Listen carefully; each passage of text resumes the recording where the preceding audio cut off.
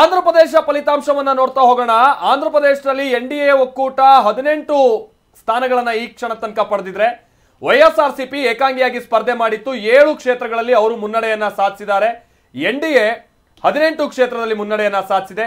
India ಒಕ್ಕೂಟ ಏನಂತ ಇಲ್ಲ, ಯಾಕಂತಂದ್ರೆ ಅಲ್ಲಿಗ ಜಗನ್ ಅವರ ತಂಗಿ ಶರ್ಮಿಳಾ ಅವ್ರನ್ನೇ ಕರ್ಕೊಂಡ್ ಬಂದ್ಬಿಟ್ಟು ಅಲ್ಲಿ ರಾಜ್ಯಾಧ್ಯಕ್ಷರನ್ನ ಮಾಡಿ ಕಾಂಗ್ರೆಸ್ನಿಂದ ಅವ್ರನ್ನ ಕಂಟೆಸ್ಟ್ ಮಾಡಿಸುವಂತ ಪ್ರಯತ್ನ ಆಗಿತ್ತು. ಅಲ್ಲಿ ವೈಎಸ್ಆರ್ಸಿಪಿ ಜಗನ್ ಅವರು ಕಂಟೆಸ್ಟ್ ಮಾಡ್ತಾ ಇರುವಂತದ್ದು ವಿಧಾನಸಭಾ ಕ್ಷೇತ್ರದ ಲೋಕಸಭಾ ಕ್ಷೇತ್ರ ವ್ಯಾಪ್ತಿಯಲ್ಲಿ ಅವ್ರ ತಂಗಿನೇ ಕಂಟೆಸ್ಟ್ ಮಾಡ್ತಾ ಇರುವಂತದ್ದು. ಹೀಗಾಗಿ ಸಹೋದರನಿಗೆ ಏನೇನ್ ಸಮಸ್ಯೆ ಆಗ್ಬೋದು ಅವ್ರ ಕಂಟೆಸ್ಟ್ ಬಹಳ ವಿಶ್ಲೇಷಣೆ ಇತ್ತು. ಬಟ್ ಈ ಬಾರಿ 2014ರ ಚುನಾವಣೆ ಫಲಿತಾಂಶ ಆಂಧ್ರದಲ್ಲಿ ಪುನರಾವರ್ತನೆ ಆಗ್ತಾ ಇದೆ. ಒಂದಂತೂ ಸ್ಪಷ್ಟ ಆಗ್ತಾ ಇದೆ, ಆರಂಭಿಕ ಟ್ರೆಂಡ್ ನೋಡಿ ಹೇಳ್ತಾ ಇರುವಂತದ್ದು. ಅಲ್ಲಿ ಟಿಡಿಪಿಗೆ ನಾವು ಹೆಲ್ದಿ ಆಗಿರ್ಬೇಕು ಅಂದ್ರೆ ನಮಗೆ ಪ್ಯೂರ್ ವಾಟರ್ ಬೇಕು. ನಮ್ಮ ಕಟ್ಟಡ ಹೆಲ್ದಿ ಆಗಿರ್ಬೇಕು ಅಂದ್ರೆ ಪ್ಯೂರ್ ಇಂಡಸ್ 555D TMT ಬೇಕು. ಇಂಡಸ್ 555D TMT, ಇಂಡಸ್ ಒಳಗೆ ನೆಮ್ಮದಿ ಹೊರಗೆ. ಬಿಜೆಪಿಯ ಬಲ ಎಷ್ಟು ಬೇಕೋ ಬಿಜೆಪಿಗೆ ಟಿಡಿಪಿಯ ಬಲ ಅಷ್ಟೇ ಬೇಕು ಅನ್ನುವಂಥದ್ದು ಈಗ ಮತ್ತೆ ಪ್ರೂವ್ ಆಗ್ತಾ ಇದೆ. 2014ರಲ್ಲಿ ಇವರಿಬ್ಬರೇ ಅಲ್ಲಿ ಏನು ಮೈತ್ರಿ ಮಾಡಿಕೊಂಡು ಜನಸೇನೆಯ ಎಕ್ಸ್ಟರ್ನಲ್ ಸಪೋರ್ಟ್ ಅನ್ನ ತೆಗೆದುಕೊಂಡು ಬಹಳ ಬಹುಮತವನ್ನ ವಿಧಾನಸಭೆ ಲೋಕಸಭೆ ಎರಡರಲ್ಲೂ ಪಡೆದುಕೊಂಡಿದ್ರು.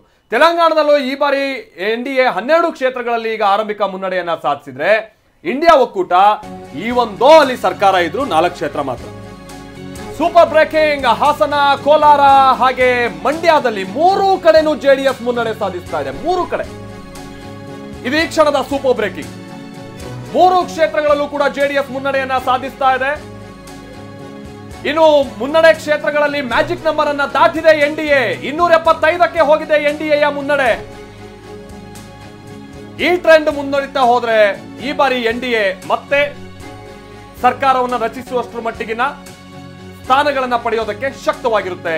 ಮಂಡ್ಯದಲ್ಲಿ ಕುಮಾರಸ್ವಾಮಿ ಅವರು ಭಾರಿ ಮುನ್ನಡೆಯನ್ನ ಸಾಧಿಸಿಕೊಂಡು ಸಾಕ್ತಾ ಇದ್ದಾರೆ.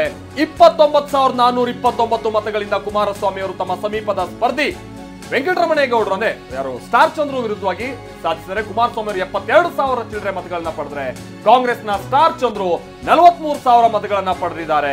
ಈ ಮುಖೇನವಾಗಿ ಆಮೇಲೆ ಮೈಸೂರಿನಲ್ಲಿ ಯದುವೀರ್ಗೆ 8,949 ಮತಗಳ ಮುನ್ನಡೆ, 64,000 ಮತಗಳನ್ನ ಬಿಜೆಪಿ ಅಭ್ಯರ್ಥಿ ಯದುವೀರ್ ಒಡೆಯರ್ ಅವರು ಪಡೆದಿದ್ರೆ, ಕಾಂಗ್ರೆಸ್ ಅಭ್ಯರ್ಥಿ ಲಕ್ಷ್ಮಣ್ ಏನ್ ಬಹಳ ಹಿಂದೆ ಬಿದ್ದಿಲ್ಲ, 54,000 ಮತಗಳನ್ನ ಅವರು ಪಡೆದಿದ್ದಾರೆ. ಯದುವೀರ್ ಅವರು 8,949 ಮತಗಳ ಅಂತರದಲ್ಲಿ ಮುನ್ನಡೆಯನ್ನ ಸಾಧಿಸಿದ್ದಾರೆ. ದೊಡ್ಡದಲ್ಲ, ಬಹಳ ಏನ್ ದೊಡ್ಡದಲ್ಲ ಈ ಹಂತದಲ್ಲಿ. ಆಮೇಲೆ ಇನ್ನೊಂದು ವಿಚಾರ ಅಂತ ಅಂದ್ರೆ, ಶ್ರೀಕಂಠದತ್ತ ಒಡೆಯರ್ ಅವರು ಹಿಂದೆ ಕಾಂಗ್ರೆಸ್ ನಿಂದ 4 ಬಾರಿ ಗೆದ್ದಿದ್ದಂತವ್ರು. ಬಟ್ ಅವ್ರು ಬಿಜೆಪಿಗೆ ಹೋಗಿ ನಿಂತ ಸಂದರ್ಭದಲ್ಲಿ ಸೋತಿದ್ದರು. ಸೊ ಹಾಗಾಗಿ ಮೈಸೂರಿನ ಜನ ಯಾವ ರೀತಿಯಾಗಿ ಕನ್ಸಿಡರ್ ಮಾಡ್ತಾರೆ ಅನ್ನೋದು ಹೇಳಕ್ಕಲ್ಲ. ಬಟ್ ಈ ಬಾರಿ ಯದುವೀರ್ ಬಹಳ ಹೆಂಗಿದ್ದಾರೆ. ಆಮೇಲೆ ಪ್ರತಾಪ್ ಸಿಂಹ ಅವರು ಕೂಡ ಹಿಂದೆ ಮಾಡಿದಂತ ಕಾರ್ಯ ಬಿಜೆಪಿಯಿಂದ ರಾಜ್ಯಕ್ಕೆ ಜಿಲ್ಲೆಗೆ ಅನುಕೂಲ ಆಗಿದೆ.